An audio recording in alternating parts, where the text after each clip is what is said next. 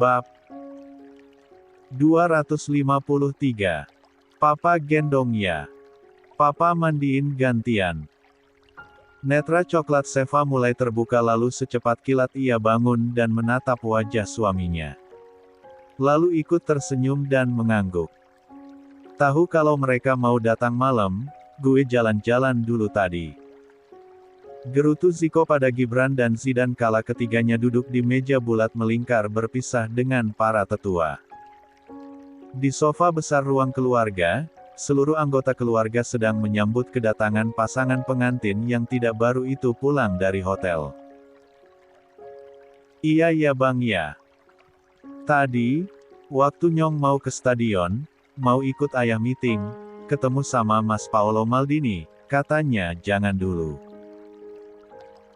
Abang sama Seva mau pulang. Sambut dulu. Lah, janjinya mau pulang makan siang. Ini jam 8 malam baru pulang. Tambah Gibran yang kesal karena pengantin baru ini bukan hanya telat tapi ganti jadwal. 87. Dan herannya, semua pada bahagia tuh lihat. Biasanya Oma marah-marah kalau ada yang datang telat. Ini, pada sumringah banget.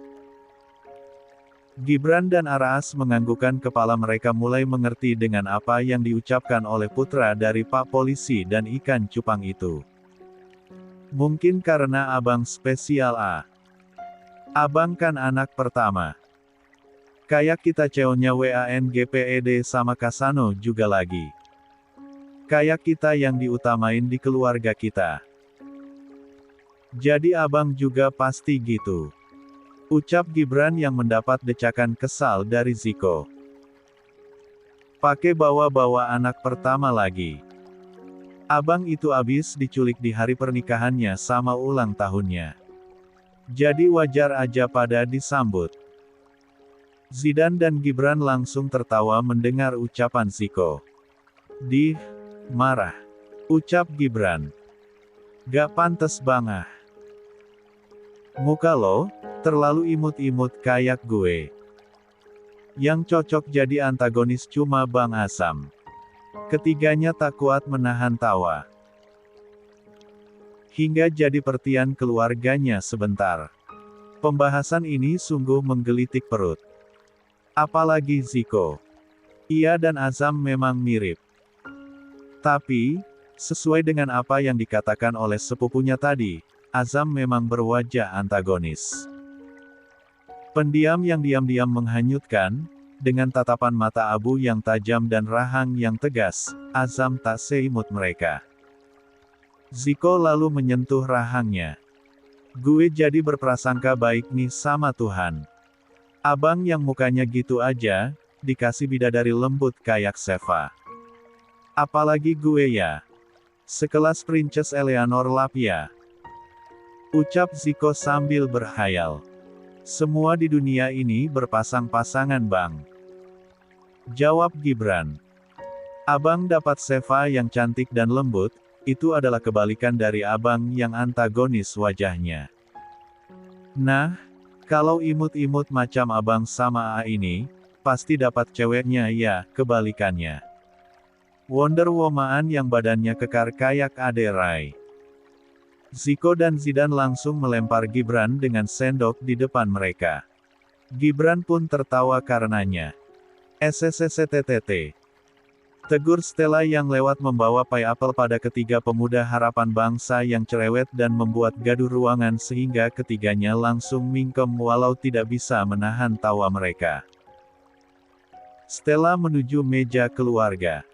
Karena makan malam sudah lewat dan kini mereka hanya bersantai di sofa besar.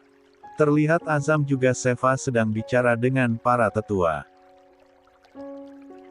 Nono dan Nona akan merasa sangat senang sekali kalau kalian mau tinggal di sini setidaknya sampai Seva melahirkan. Pinta Antonio. Pada kedua cucunya. Azam dan Seva hanya berpandangan kemudian melirik pada kedua orang tua mereka. Aprilia menggenggam tangan Adriana dan diam saja. Ia menyerahkan keputusan itu kepada anak-anaknya. Sedangkan Boril yang duduk di samping Andika dan Boril menggelengkan kepala. Azam terkekeh. Sang ayah tak mengizinkan. Kami juga sangat ingin Nono. Ayolah. Itu pilihan yang sangat bagus. Jawab Antonio dengan semangat. Tapi, aku masih ada pekerjaan yang sangat banyak di kantor Nono. Belum lagi Seva harus menyelesaikan kuliahnya setelah pulang dari sini sebelum nantinya mengajukan cuti melahirkan. Seva ingin melanjutkan 88 kuliahnya di Indonesia. Ucapan Azam barusan meluruskan bahu kakek dan neneknya dari pihak sama ibu itu. Mereka sadar benar kalau cucu-cucu mereka juga memiliki kehidupan yang sama pentingnya di Indonesia sana sehingga akan sangat mustahil untuk tinggal di sini. Kami akan selalu menunggu kalian di sini. Ujar Adriana akhirnya dengan menggenggam tangan Alessia sang putri. Aprilia tersenyum pada Adriana. Mereka akan sering-sering kemari, Ma. Adriana pun menganggukkan kepalanya setuju dengan apa yang dikatakan oleh sang putri. Oh ya. Ini, buat kalian. Andika yang itu dari tadi duduk di samping kakaknya untuk menunggu waktu berbicara kemudian mengambil bagiannya. Azam menautkan dua alisnya menerima ponsel Andika. Azam langsung membaca keterangan yang ada di layar ponsel Andika itu. INDOSAIR. Gumam Azam setengah bertanya. Tak hanya Azam, seluruh anggota keluarga yang lain pun tak paham dengan maksud Andika. Termasuk Riani. Iya, INDOSAIR. Om beli stasiun televisi itu, sebagai hadiah ulang tahun sama pernikahan kalian. Tak ada yang tidak melongo dengan apa yang dikatakan oleh Andika barusan. Boril dan Aprilia saling berpandangan. Termasuk juga, ketiga pemuda harapan bangsa yang melotot horor dengan hadiah fantastis untuk Azam Seva. Dedi gue, sedekahnya gak main-main. Gue, ngiri. Liri Zidan. Jiaan. Apa Nyong harus nikah muda juga? Biar dikasih stasiun TV juga. Ziko pun menimpali. Iya. Kita gak bisa jomblo lama-lama nih. Sebelum stok duit yang lain pada habis buat abang semua. Sedangkan Azam, masih tak percaya dengan apa yang didengarnya. Om. Ini, terlalu mewah dan terlalu berlebihan. Jawab Azam diangguki Seva. No, ini buat kalian. Hadiah kecil dari Om sama Tante Riani. Ucapnya lalu memeluk bahu Riani. Riani pun tersenyum pada suaminya. Daripada bangkrut dan Opa gak bisa nonton acara dangdut kesayangannya, mending kamu kelola deh bang. Seluruh anggota keluarganya pun tertawa. Adhan bangun dan memeluk Andika. Makasih banyak Om. Makasih banyak. Andika membalas pelukan keponakannya tersayang itu. Apa yang terjadi dengan Azam, pernah dialami oleh Andika dulu. Dia juga bukan orang baik sebelum mendapatkan cinta sejatinya yaitu Riani van der Bergdan. Setelah itu, Azam bangun dan memeluk Boril yang ada di samping Andika. Jadilah, kebanggaan keluarga bang. Kamu anak laki-laki pertama di antara cucu yang lain. Mas Alex. 89. Sama Kak Stella sudah bisa kasih contoh yang baik untuk adik-adiknya, sekarang adalah giliran kamu bang. Azam terharu lalu menganggukkan kepalanya dalam pelukan sang ayah. Ia lihat Seva juga sedang berada di tengah ibunya tercinta juga sang bude. Kehidupan mereka baru awal dimulai dari sekarang dan sesuai dengan wejangan sang ayah, Azam kelak harus menjadi contoh yang baik tak hanya untuk istrinya namun juga para adik-adiknya yang lain dan semoga setelah ini, tak ada kerikil-kerikil juga duri-duri tajam dalam kehidupan rumah tangga mereka. nantinya. Amin. 90. Hujan rintik-rintik disertai petir-petir manja menghiasi langit Jakarta siang ini. Seva Zehra memadahkan satu telapak tangannya membiarkan gerimis melanda bumi itu mengenainya. Seva suka hujan dan petir. Setiap kali ada hujan dan petir, selain berdoa, Seva akan tersenyum sesudahnya. Ya, lah akan teringat siasat ala Azam, suaminya. Di awal-awal pernikahan mereka. Bagaimana bisa seorang Azam Atana Rohichan mengarang kisah jika Lapobia petir? Hanya demi mendapat pelukan Seva. Membuat Seva selalu merasa geli jika mengingatnya. Loh, ini punya Azam. Ketinggalan. Seva mendengar suara mertuanya, yang cantik dan ayu, Aprilia dari arah dalam rumah. Segera, Seva yang tadinya bersantai di kebun belakang sambil melihat bunga-bunga yang ia tanam, langsung saja menemui mertuanya. "Kenapa, Ma?" tanya Seva sambil berjalan pelan mengusap perutnya yang membuncit itu. Aprilia menoleh sambil tersenyum pada menantunya. "Mama berisik ya. Ganggu kamu yang lagi jemur?" tanya Aprilia tak enak hati. Kadang, makin hari, Aprilia suka heboh sendiri jika kaget atau menemui hal yang aneh di matanya. Ia persis Oma Cindy sekarang. Bahkan kadang, Boril dan Cindy sering meledeknya, "Aprilia aduhai Suheri." Atau suka heboh sendiri. Seva terkekeh sambil menggeleng. "Enggak kok. Kebetulan aku dengar, karena dekat kebun."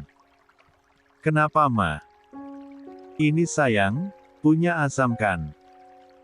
Aprilia menunjukkan kotak bento berwarna abu-abu itu pada Seva. Seva menautkan dua alisnya. Merasa mengingat sesuatu. "Oh, iya Ma. Punya abang." "Ketinggalan di mana?" "Nih, deket TV." jawab Aprilia. Seva ingat jika tadi, ia yang membawakan bento itu. Namun, karena Azam meminta diambilkan ponselnya di atas meja makan, Seva menaruh bento itu di atas TV dan langsung memberikan ponsel tanpa bento. Ia lupa. Azam pun lupa karena terburu-buru. "Maaf ya Ma, aku yang lupa Ma," ujar Seva tak enak hati. Aprilia tersenyum, "Kenapa harus minta maaf ke Mama? Biarlah. Nanti juga Azam makan siang nyari sendiri. Aku anterin aja ya Ma. Ke kantor." Jangan. Cuma bento. Lagian mendung di luar. Mau hujan gede ini. Belum turun hujannya. Masih gerimis. Lagian kan, aku di mobil Ma. Pinta Seva. Nanti Azam marah loh. Kalau kamu kehujanan.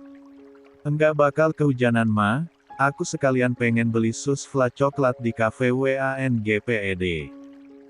Udah lama gak makan itu.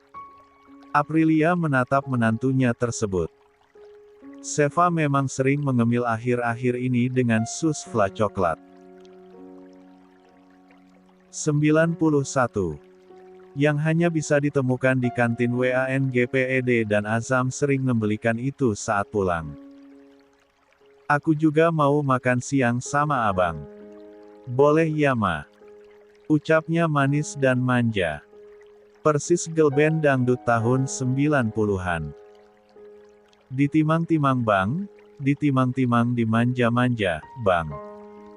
Aprilia terkekeh sendiri.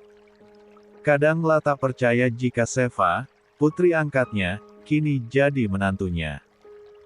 Bahkan di usia Seva yang sekarang, ia akan jadi seorang ibu.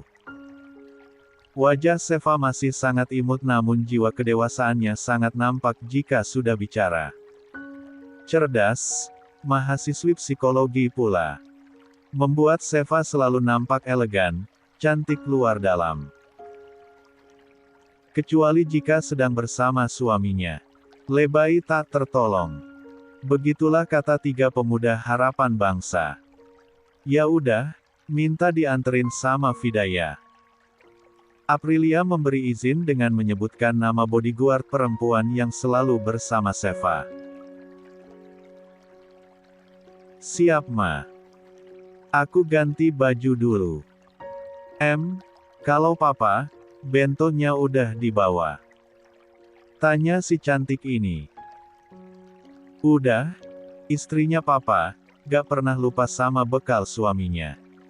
Goda Aprilia yang membuat Seva cemberut namun tertawa bersama Aprilia. Ya udah, sana ganti baju cepat. Keburu hujan. Iya, ma. Seva lalu pergi ke kamarnya. Di lantai bawah. Kamar yang dulu ia tempati sebelum menikah dengan Azam. Saat ia datang ke rumah ini untuk menemui ibu angkatnya. Sejak hamil dan kembali dari Italia, Azam juga Seva tidak diperbolehkan lagi tinggal di apartemen. Azam diberi bodyguard oleh kakek dan neneknya berjumlah 8 orang.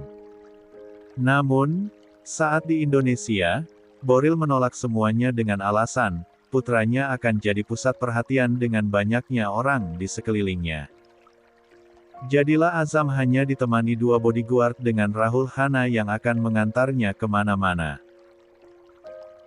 Sampai di kantor, Seva yang diantar oleh Vida, langsung menemui resepsionis yang mengatakan kalau Azam sedang meeting di perusahaan INDOSAIR terbuka. Ke INDOSAIR? Tanya Seva. Iya bu. Akan ada penyanyi-penyanyi Asia yang mau datang ke Indonesia. Buat ikutan dangdut ekonomi Asia. Jadi, bapak meeting di sana. Lama gak? Mohon maaf saya tidak tahu bu. Jika tidak keberatan, saya bisa teleponkan Pak Tama untuk bertanya sama bapak bu. Seva memanyunkan bibirnya. Salahnya sendiri tak menelepon suaminya bahwa La akan datang. Ya udah deh. Saya tunggu di kantin aja. Biar saya yang telepon nanti. Mari saya antar bu. Gak usah, jawab Seva sambil tersenyum sangat manis. Membuat siapapun akan merasa iri dengan senyum wanita yang tengah hamil besar ini. Lalu berjalan menuju kantin dengan diikuti oleh bodyguardnya. Seva cantik dan masih sangat muda. Namun, sudah menjadi istri dari CEO WANGPED juga pemilik INDOSAIR terbuka. Alangkah baik nasib wanita yang tak banyak orang tahu, jika ia mengalami hal yang buruk sebelum. 92. Menempati hati Azam sebelumnya. Hanya satu yang Seva lakukan saat musibah itu terjadi. Tak menggugat Tuhan. Ia percaya takdir yang telah dilukiskan untuknya, tak salah. Tuhan tak memberikan cobaan pada bahu yang salah. Yang tak bisa dipikul oleh hambanya. Suatu keberkahan dan hadiah yang tak pernah Seva duga sebelumnya.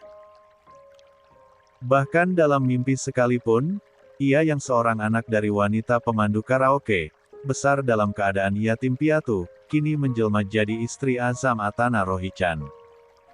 Yang tak akan habis satu novel membahas kelebihan dan kebanditannya.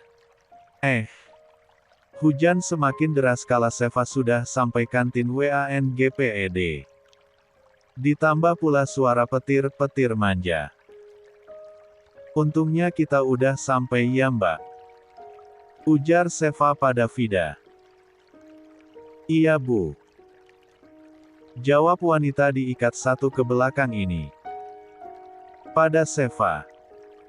Sama seperti Zeta Arabella, bodyguard Zia, Vida juga berasal dari Indonesia Timur, Ambon Manise. Mbak Vida mau apa? Pesan aja. Tanya Seva. Duduknya di sini. Nanti biar aku yang pesan. Saya Sach. Aku aja. Kekeh Seva dan Vida pun menurut lalu tersenyum dan duduk di bangku seberang meja Seva. Apa saja Bu? Ya udah, tunggu sini ya. Baik Bu, terima kasih banyak.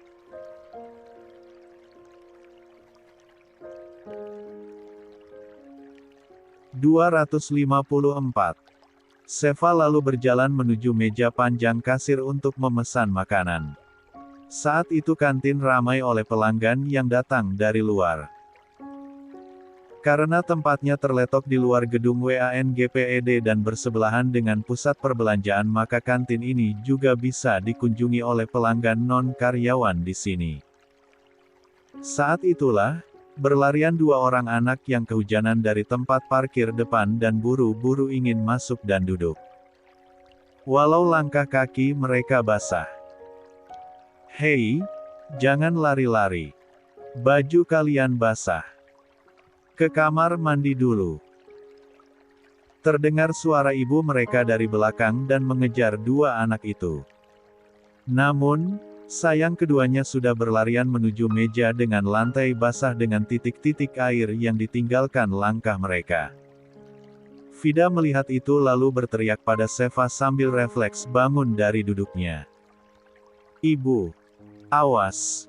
Terlambat! Seva sudah terlanjur menginjak genangan air tersebut dan lah terpeleset. BRUGG hahaha. Ibu! Tiit! Minggir sialan!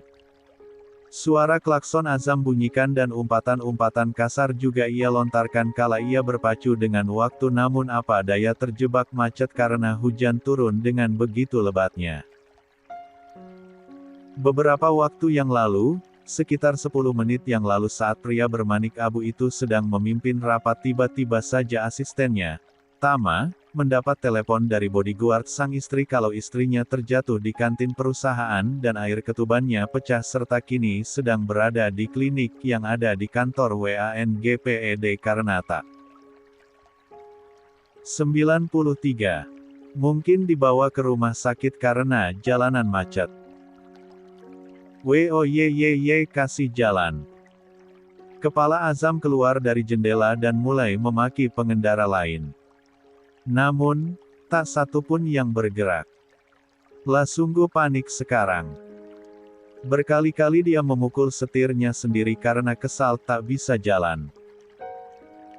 Tama tak diizinkannya mengemudi dan hanya duduk diam saja di kursi penumpang, tak mampu untuk bicara sedikitpun karena takut menjadi pelampiasan amarah bosnya. Butuh waktu beberapa bulan untuk penyembuhan tulang hidung molen Filipinanya setelah ditonjok Azam waktu itu. Ia takut bengkok lagi, hidungnya. Kini, Azam yang tadinya panik dan penuh amarah serta emosi, terlihat menangis dan sangat susah hati. Karena saking frustasinya, tidak bisa melewati kemacetan ini di saat istrinya sedang berjuang melahirkan anak mereka. Ketuban pecah. Ya Tuhan, selamatkan istri dan bayi kami. Lirihnya. Iya Pak, banyak-banyakin berdoa supaya Mbak nggak kenapa-napa sama bayinya. Ucap Tama memberanikan diri sedikit mencoba untuk menenangkan kegelisahan bosnya yang walaupun dia tahu sama sekali tidak bermanfaat. Azam tetap tak tenang kini. Ia mencoba mencari celah melajukan kendaraannya, namun tak bergerak sedikitpun. Macet total. Hanya beberapa sepeda motor yang bisa berjalan merayap dengan mencari sela-sela. Kenapa dia bisa ada di kantor Tama? Kenapa dia di kantor? Ngapain hujan-hujan begini dia ada di kantin?